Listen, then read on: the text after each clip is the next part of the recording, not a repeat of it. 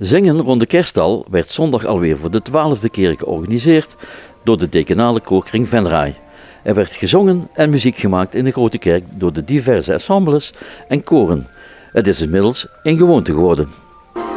Zingen rond de kerststal, inderdaad, is een traditie. Inmiddels voor de 12e keer wordt het vandaag georganiseerd.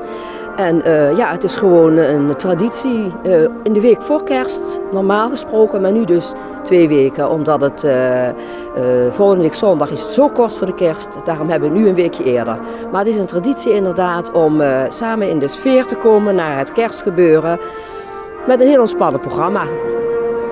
Hoeveel koren doen er dit jaar mee?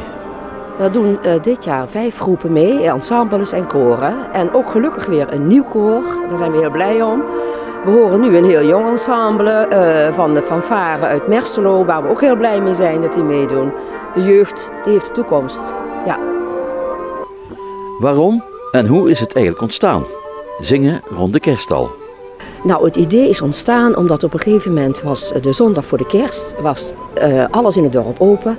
En wat was er dicht? De kerkdeur.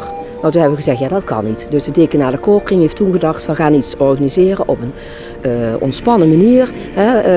Mensen kunnen binnenkomen lopen, het is geen concert, het is gewoon een ontspannen middag. Kijk naar de kerststal, geniet van de sfeer en kom met elkaar gewoon in het sfeer van Kerstmis. En zo is het ontstaan. Het idee van Kamerkoor Zuid is ontstaan uit een bekend jongerenkoor van Venray. Wij als Kamerkoor bestaan ongeveer 5 à 6 jaar. Het merendeel van het koor is onderdeel geweest van de zangers van Sint-Frans. En vanuit daaruit is er een kleiner kamerkoor ontstaan. Wat er inmiddels 5 of 6 jaar ongeveer actief is in het zingen. Wat is jullie repertoire? Ons repertoire is voornamelijk klassiek, oud klassiek, renaissance-achtig. Daar ligt onze ambitie, daar willen we ons mee bezighouden. Dus dat is ons huidige repertoire. Uit hoeveel leden bestaat het koor? De ambitie is dat we 3 per stem hebben, dus dan gaan we voor 12. Helaas hebben we een paar vacatures openstaan, behalve bij de tenoren, die zijn compleet.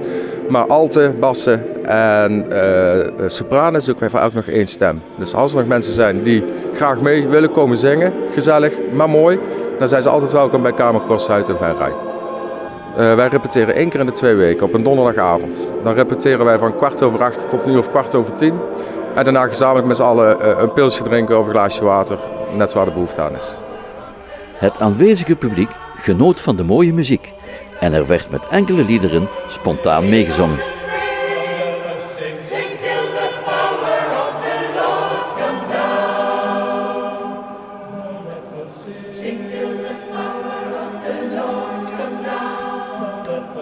Sing till the power of the Lord come down.